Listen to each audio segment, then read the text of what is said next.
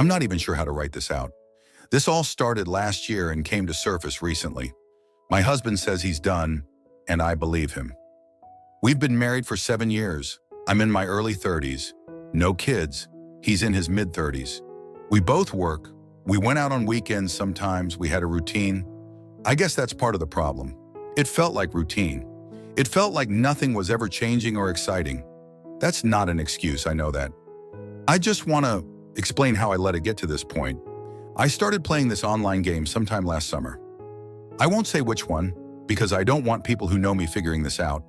But it's one of those ones where you get paired up with people and you do challenges and missions and stuff together. I got paired with this guy and we got along really well. I didn't think anything of it at first. It was just nice to talk to someone while playing. I didn't even realize we were talking more and more until I started checking the app even when I wasn't playing. It went from, hey, can you log on tonight? To how was your day? And what are you doing for dinner? And then eventually it turned into calling each other our in-game husband and wife. It was funny at first, but then it became something else. We talk almost every day, voice chat, then phone calls. I'd talk to him in bed with my husband right next to me, pretending I was just talking to someone from work. Sometimes I'd go for walks or sit in the car so I could have longer calls. I got really caught up in it. This went on for 4 months. I kept telling myself it wasn't real, that we'd never meet, that it was just talking. He knew I was married, but I kind of downplayed it. Like I never said I was unhappy, but I made it sound like we were more like roommates. Eventually, he started talking about us meeting. I kept saying no, but I didn't block him. I didn't stop playing either. I didn't stop talking. I just kept saying no, while also continuing to do everything I should have stopped doing at that point. Eventually, I gave in. He said he'd be in town for work. I still don't even know if that part was true, but he booked a hotel and said I could just come and say hi. Nothing had to happen. That was a lie we both told ourselves. I went. I told my husband I was going to a dinner for work. I stayed for almost 3 hours. We slept together. I left feeling sick to my stomach. I knew I crossed a line I never thought I'd cross. I felt disgusting. I drove around for 45 minutes before going home. I blocked him the next day. I deleted the game. I didn't talk to anyone. I didn't tell a soul. I went into this weird mode of just pretending it never happened. I started being extra nice to my husband, like trying to make up for it by being more affectionate, more helpful, more available. He noticed, but he thought I was just being sweet. That lasted maybe a month.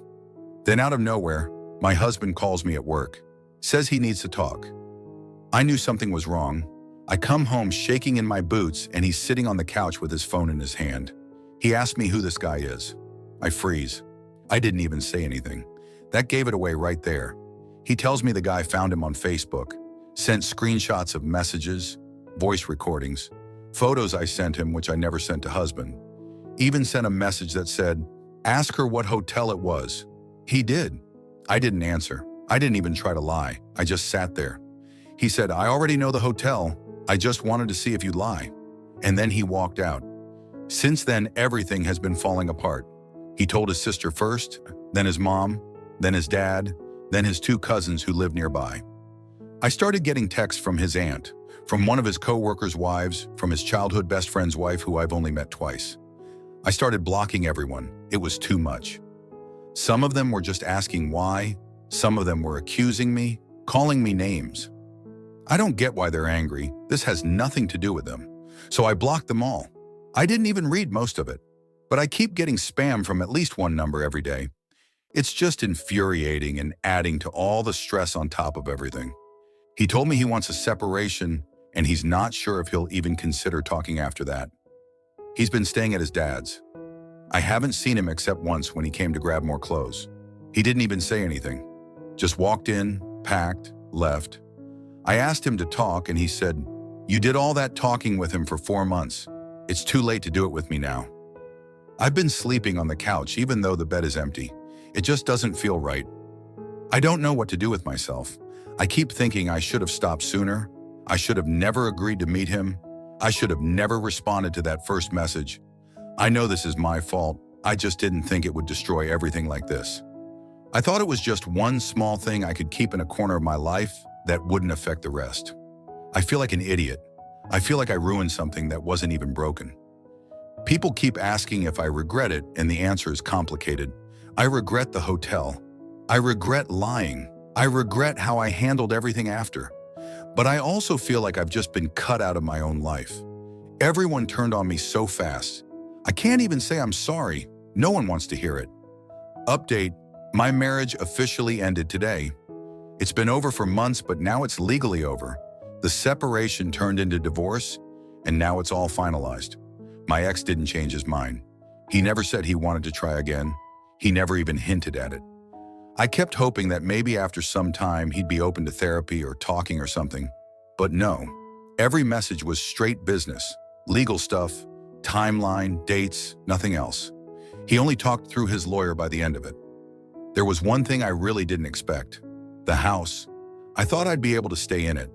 We lived there for most of our marriage. I loved that house. It was my first ever home.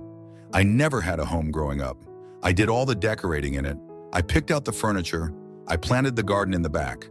But I found out during the process that it wasn't legally ours together, and I'd have no claim on it. It was technically his, since it was a generational property. His lawyer brought that up in court, and they had a lot of paperwork to prove it had been handed down from the 1800s and been in his family for that long. I didn't even know that counted, but apparently because he never manually put me on the title and it was a generational house, it wasn't marital property. I tried to fight it.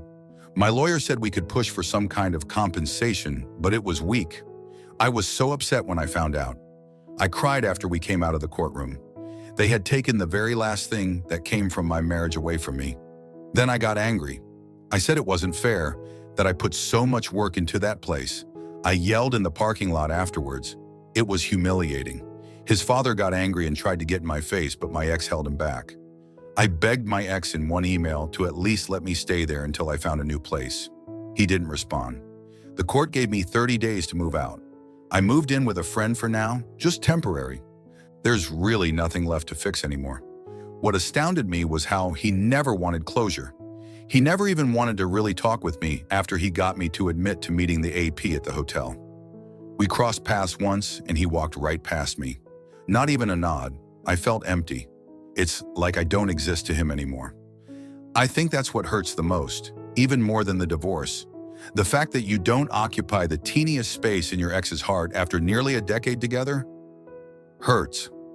I used to be the person he trusted the most, and now I'm not even a person to him anymore. I made all of this happen. That's the part I can't stop circling back to. I made the choice to keep talking to someone I shouldn't have. I made the choice to meet him. I made the choice to lie, and now I have to live with it. I'm not saying I was treated perfectly either.